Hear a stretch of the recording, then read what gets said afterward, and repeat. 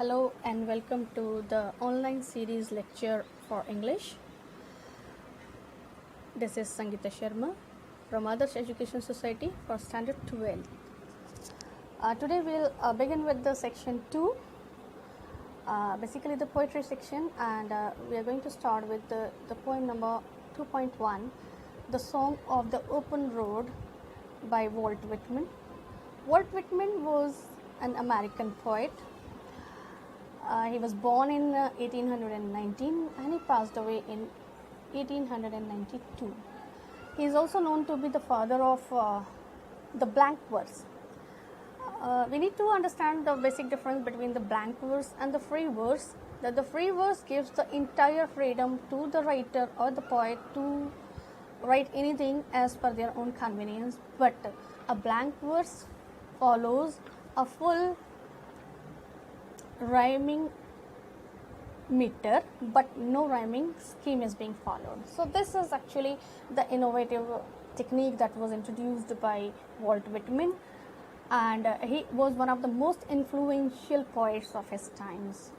His works, one of the very popular works at the time of the death of the American president Abraham Lincoln, was published in 18th century, and it was The Leaves of the Grass. And this, what we are going to do right now, is one of the section 1 of the very collection of that very poem, that was The Leaves of the Grass. The Song of the Open Road, number 2.1, The Song of the Open Road. Afoot and light-hearted, I take to the open road. Healthy, free, the world before me, the long brown path before me, leading wherever I choose. Henceforth I ask not good fortune, I myself am good fortune. Henceforth I whimper no more, postpone no more, need nothing, done with indoor complaints, libraries, querulous criticisms. Strong and content, I travel to the open road. The earth, that is sufficient. I do not want the constellations in an era. I know they are very well where they are. I know they suffice for those who belong to them. Still here, I carry my old delicious burdens. I carry them, men and women. I carry them with me wherever I go. I swear, it is impossible for me to get rid of them. I am filled with them, and I will fill them in return. Walt Whitman. We are going to continue with the explanation for the poem, The Song of the Open Road. Now let's go for the explanation line-wise, and I'm just reading out the poem simultaneously and explain the things. Afoot and light-hearted, I take the open road. The word afoot stands for mobility, or what you call the movement. This poem basically is full of positivity, the will, the awareness and the tenderness of the heart of the poet. The outlook that he is having is all about self-dependence. So afoot, actually it stands for the mobility or the movement. There is nothing like stagnation. He wants to move on despite of all the odds. Healthy, free, the world before me. He wanted to be very positive and he wanted to face the challenges which are being faced by the world. I must say the word life is much appropriate for this, and the poet wants to simply face the challenges of life, and life is synonymous to the challenges. The long brown path before me, leading wherever I choose. He wanted to be the destiny maker of his own. He wanted to choose the path for himself, for his betterment, for his own destiny, and he wants to become the leader. Rather being a follower, he wanted to be the leader of his own destiny.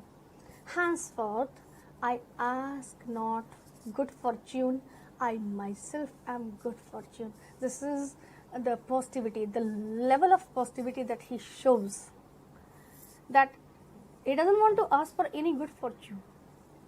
Rather, he considers himself, rather he is very much sure about it that he himself is the good fortune. Henceforth, I whimper no more. Postpone no more, need nothing. The word whimper here stands for the low, bleak, sad cries, especially accompanied with a slight feeling of fear and pain, the distress. He doesn't want to get settled with all these things. Rather, he has gone through a lot of things and he doesn't want to continue anymore with that. So he doesn't want to complain, and he doesn't want to make any complaints that are weaker and that makes him weak and sad about anything, and there should not be any trace of fear and no pain. He doesn't want to postpone anything and he wanted to go on with life. Moreover, he needs nothing. A need shows needs are but obvious, but he needs nothing. He is having a sense of completeness in everything. The next line, done with indoor complaints. Whatever the complaints he is having within himself, whatever the drawbacks he is having, we are all full of flaws, being human beings. But still, he doesn't want to go for any of the complaints that he had been continuing since long. He doesn't want to accumulate those things, and he doesn't want to have any querulous type of criticism. He's done with that. He's all done with that. He wants to move on with more positivity this time. Why? Because he is on a new road to success, a new road to positivity, and a road full of optimism. So criticisms, they are not going to help. The word querulous here has to be emphasized. It means complaining that one makes after getting irritated out of something. So irritation is not going to help us, rather for any of us. So it's better to leave that attitude, the querulous attitude, and stop criticizing. We are not the judges actually, and we should not. Now, next, strong and content, I travel the open road. He wants to be more contented, more satisfied, more stronger, more confident, and he wants to take the new road which is all open, and it opens the opportunities to explore, and he submits himself to the Mother Earth. That is more than sufficient. It provides everything so that you can just make the best use of anything, whatever you wish. I do not want the constellations any nearer. He is not dependent on any of the constellation. Here in this context of this poem, is constellations is the group of people, influential people who influences the masses actually. But here he doesn't want to be the blind follower for anything. Rather, he wants to be the leader. He wants to be the leader of his own destiny. He wants to move on his own, and he wants to become a winner. Rather, further he says, I know they are very well where they are. Very well they are existing for the people who are dependent on them, who are looking forward to them, but he doesn't want to. I know they suffice for those who belong to them. There are so many clans.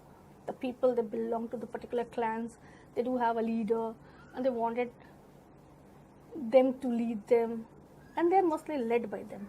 But no, it's not sufficient for him.